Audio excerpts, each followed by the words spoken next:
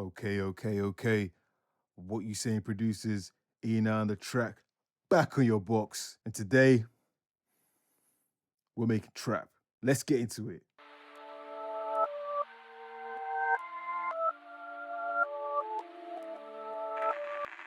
All right, so I ain't made a trap beat in a good while, probably like a year. More times, ever since I got into drill, every time I start a project, I'm usually stuck in that 140 tempo. So yeah, I got a snap out of that today. Let's get into some trap beats. Let's make something different. But before we get into that, I want to drop you some game. I'm going to show you how I set up my projects at Beatmaker Free and how you can do the same to take advantage of banks, to keep all your sounds organized, and to improve your workflow for when you get to mixing down your beats later on in your sessions. Right, so I've got my template project open up in Beatmaker Free. Technically, there is no way to create a template project in Beatmaker Free. You'll find that Beatmaker Free just auto saves at the first opportunity. So what I like to do is go to the hamburger menu, click save, save as, and just add another random character to the end of the file name. And now that saves that differently from the original template and saves that from getting ruined by the Beatmaker Free autosave. So let's quickly run through these banks. My first two banks are melody banks. My first bank is called Melodics. Here I like to drop in my audio units, typically a pure synth where I want to create a melody or a counter melody to the loop that I've already added. If I add an audio unit to the bank, I leave it at that. I don't add any more audio units. I don't add any more samples to that bank. Beatmaker Free starts to get a bit techie when you add multiple instances of a audio unit to a bank. So I'll just leave it at the one audio unit. Over to my next bank, samples. Here I drop in loops from loop packs, vocal chops. If you're dealing with audio units, you keep one audio unit to one bank. If you're dealing with samples, you can have multiple samples on a bank. And the reason why you'll want to have multiple samples on a bank is because these samples can also act as group tracks like you have in Logic. So if I have multiple samples on here, when I go to my mixer track, and you'll see later on, if I double tap on this bank, I can see all of the pads within that bank and their own individual faders, and I can control their volumes and also add effects to individual pads. Yeah, so these banks, they're pretty versatile in what they're allowing you to do. Not only are they just there to put all your samples on, but they also dare to group all your tracks together. I can control the volume of an entire bank from the main fader. If I go into it, like I say, I can control the volume of all my individual pads to find the right volume. Next to my samples, I've got my drum banks, 808s and kicks, because I like to group those together with my patterns. Saves me having to find one pattern to make a change to an 808 and then find another pattern to make the change to the kick. I've got a bank just for snares. And then I've got a bank for hi-hats, or in the case of drill, that could be counter snares. It could be perks as counter snares, anything that's counter snares. Then we got perks themselves, got a bank for perks, got a bank for transitions and effects, and then we got an auxiliary bank. Now, as I mentioned, I only like to drop one audio unit in my melodics bank. If I find that I'm going to use two instances of pure synth, or I'm going to use another audio unit, typically I will use the auxiliary bank and just drop an audio unit on there. Or what you can do now in Beatmaker Free is if I hold down onto a bank, I could duplicate that bank. That'll make a duplicate of the instance of the audio unit, but it'll also copy the pattern as well. So that's handy if you want to make the same pattern but on a different instrument. But more times I'm making a duplicate of that bank just so I can keep it organized and keep it with all the melody banks. But yeah, let's get into making this beat, and what I've been saying will start to make sense. I've got so many loop packs. I know I've not even used 1% of all the loops on my loop packs that I've got. But I've got one in particular that I just couldn't get out of my head earlier today. It's by Hive. This guy's making mad packs. This one's from his Awaken pack, and it's called Richie Rich.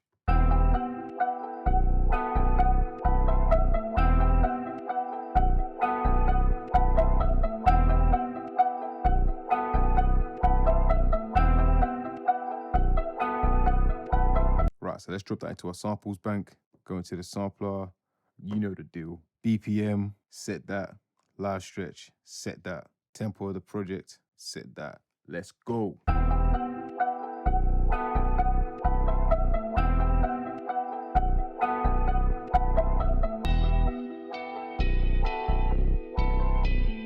Hey, yo, this loop is lit. Hey.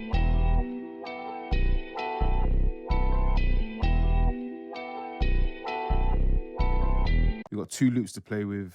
I think I've got a verse loop and then I've got a hook loop. So let's build a beat around the hook loop first. And just to recap on what I was saying about banks in relation to the mixer, if I go to the mixer view now for bank B, For the samples bank, you can see both of those pads are available now in the mixer, and I can control the volume of these individual pads. What you'll also notice about my mixer is that a number of these faders are set to 0. What's happened here is I've sent the audio to 2 mix buses. I've got a mix bus for drums and I've got a mix bus for melodics.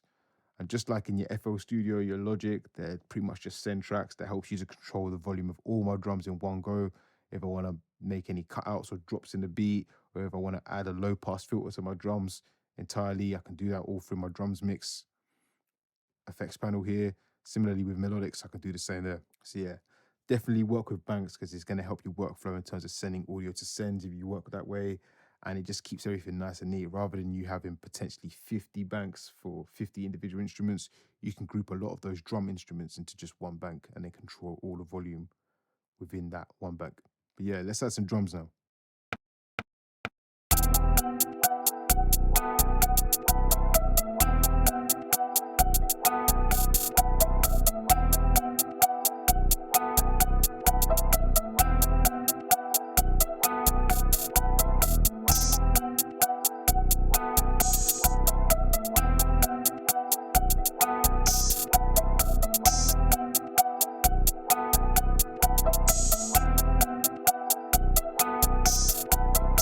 Right, so I want to do something about this melody.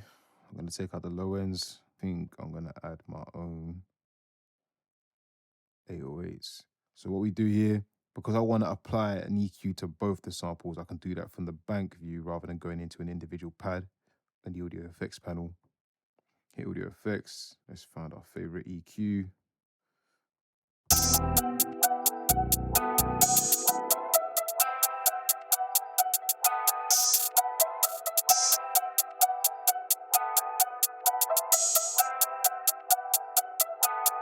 Right, let's chuck in some snares. Let's find ourselves a nice sharp snare. I'm probably going to throw in some claps as well.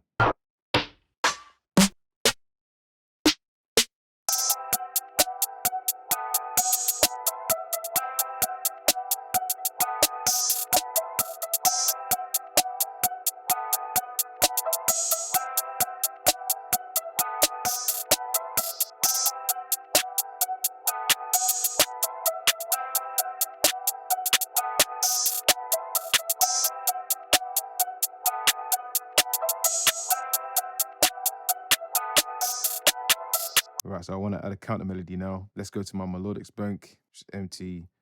And let's chuck on a pure synth. I think I'm going to add a flute on this one.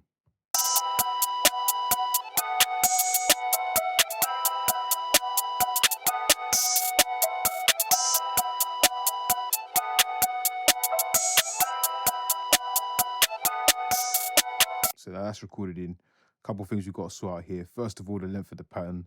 What we want to do is when you tap on this bar up here where you can see a small version of the sequencer, tap on that bar there with the pattern selected and you can view all the patterns for that available bank. You can see pattern 1, which I've just recorded in, that's showing that it's 9 bars long. We need to correct that. Hit the 3 dots here. Pattern 1 duration, tap the minus button, take it down to 8 bars. And what we can also do is just drag that in as well. But every time we drag a new version of pattern 1, it will be 8 bars long. Now for the pattern itself, we go back into it, double tap on the pattern. In this view, it's showing you the MIDI notes at a bank level. And we can open our pattern MIDI window here. Now you can see our MIDI notes are played in a more humanized fashion. There's a bit more variation, a bit more randomization about the velocities. If you want to view the actual notes being played on this particular pad, we hit the keyboard here, and this takes us into our individual pad, and now we can see all the notes played out as per the keyboards on the other side. I'm just looking here to make sure that they're all quantized and they're falling on the right squares. Make sure we got legato wherever we need it. That's tailing off there. So because that's tailing off into bar 9, that's why the duration of the whole pattern was initially set at 9 bars. But that's an easy fix like we've done already. And we can go into the pattern as well and just shorten that pattern as well. I think I'm going to create a duplicate of this pattern and set it to a lower octave. So this is the part A, part B to this beat. So what we're going to do again is tap on this bar at the top, pattern 1, if I hit the 3 dots, we've got a duplicate option here. Tap duplicate, that's duplicated the pattern. So we've got pattern 2 now. If I double tap pattern 2 and go into that, you can see I've got all the same notes. And if I want to select all of these notes and do something with them, I double tap the lasso button at the bottom here. that selects everything. If I tap and hold on this arrow, oh, that didn't work here. It's a bit hit and miss with Beatmaker 3 and the piano roll where you're using a touchscreen. Hopefully they fix that in the next update. So anyways, yeah, we double tap the lasso. That should select everything. And if we, just done it again. Double tap the lasso button, press and hold, double tap the lasso button, press and hold. And there we go. Now we can drag it. So we know that this bottom note was at F sharp 4. I'm going to take that down to F sharp 3. Drag that down there. Not G3. F sharp 3. One thing you'll notice now we've gone back into the sequencer view. This pattern here is grayed out or blacked out rather. This was pattern 1 that we had already dropped into the sequencer. But because I've tapped this bar up here and created a new pattern, and I've got that pattern selected, Beatmaker 3 has gone into its scene mode and it's now playing pattern 2 in place of pattern 1, so long as I've got that selected and so long as the timer which you see is running. So let's play this track and you'll hear what I'm talking about.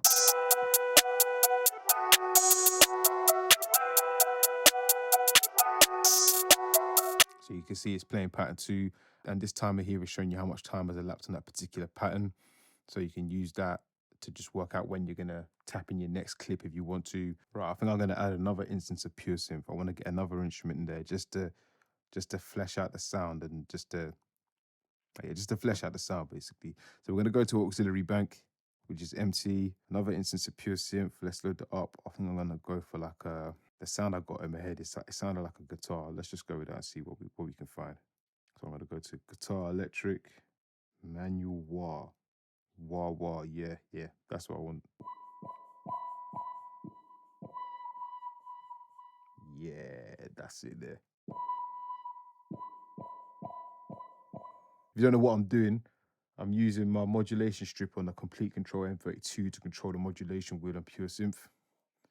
And that modulation is obviously connected to the wah effect on the guitar. So let's play around with that.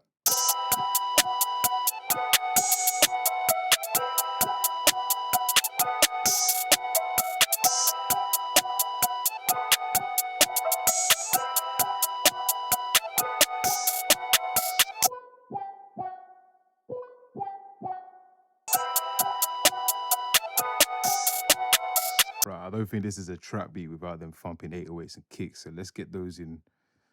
Stop wasting time. Right, so I'm gonna go to our kicks and 808s bank. I'm gonna drop in this 808 here. I had a question as well about 808s and how do you tune your 808s in Beatmaker 3. My preferred method for tuning 808s, or at least getting them in the right key, is to do it all in the pad view. So I've loaded my 808. Its root note is C3 as far as Beatmaker 3 is concerned. However, the root note of the bass of the 808 itself, I don't know yet, but I'm going to work that out. And what we're going to do is we're going to play this track and then we're going to play the 808 until we find the root note. And then when we find that root note, we're going to toggle to semitone and set that root note so that it falls on the bottom left corner of this pad. And I'll explain why after I've done that.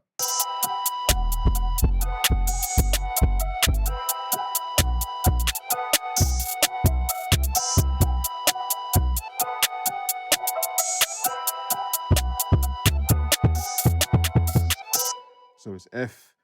So again, hit the semitone toggle. I'm going to take that to the nearest F. So that's set. Now what this means is if I go to my scales tab in the pad view still, with the root note identified and set, I can hit natural minor now, and that's going to give me only the notes in the natural minor scale in a key of F. And that applies for any of the other scales, major, pentonic, minor pentonic, blues, all of that. So long as the root note is set to the bottom left of your pad, you can choose a scale to then just isolate only the notes in that scale. But I use the launchpad anyways, and that's got the strips for me, which are already set in a minor scale, because that's typically what I'm working in. So let's play around with the 808 and get a pattern in.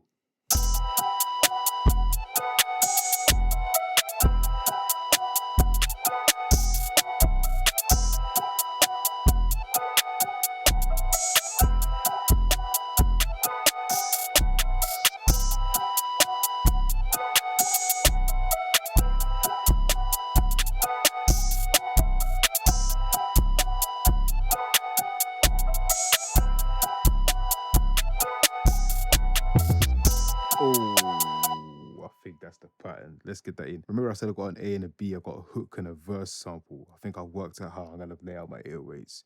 So let's lay out the 808s for the hook, and then we'll get to the verse after.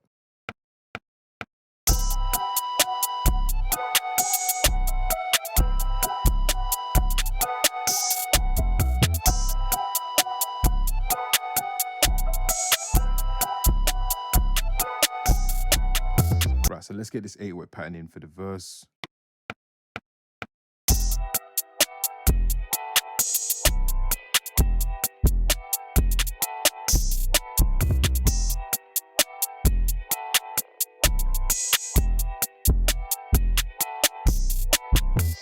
I should have mentioned that actually you need to set the length of the pattern even for a sample. It was set at 1. What I've gone and done is I corrected that and it's set to 8.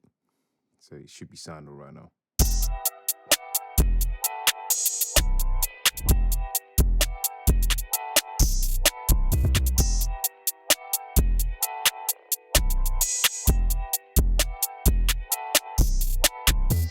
Let's add some kicks now just to beef up the 808. And what we're going to do for that, we've gone into our 808s and kicks bank. This is where you're going to see the mixing and the workflow come into play now. So I'm going to drop in my kick. Let's find a kick. Oh, straight away. Straight away. Let's use that. Right. Simple way to get my kicks matching with my 808s. Go into the pattern view. Keep it on the bank view. I'm going to select pad 1 because that's got my 808 notes in it. I'm going to double tap on the lasso, copy, paste that, and then drag the pasted notes upwards. Then I'm going to go into the keyboard view, and this is where it gets a bit messy. But in general, it's pretty easy. We want to get all the notes to C3 because that's the root note of the instrument. So I'm just going to select them all by row and just drag them down so that they're all dragged down to C3. Let's hear how that sounds.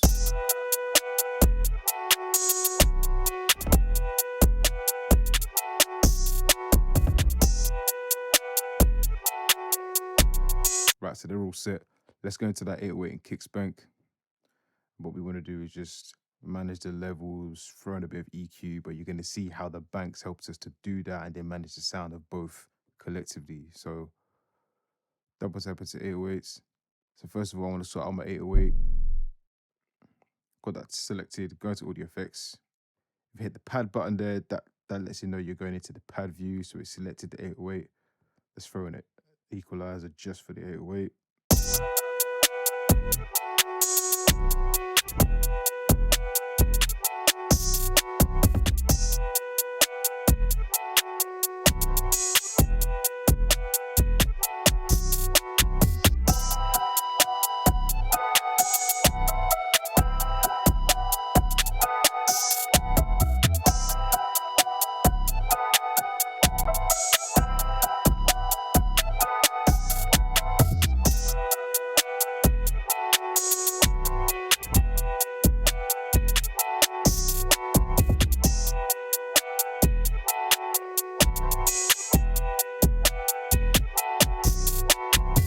So I've just added a saturator to the bank. That's going to give saturation to both the 808s and the kicks just to give it some overdrive. But what I also want to add to the bank as well for mixing purposes is to add a stereo width plugin. And this is just so I could set both my kick and my 808 to mono. We don't want them going, you don't want them drifting across the stereo field. You want to keep them quite central. So coming back to the mixer and having the drums mix bus, we can play around with the mute and solo features to cut the drums away or cut the melody away. So let's have a play with that.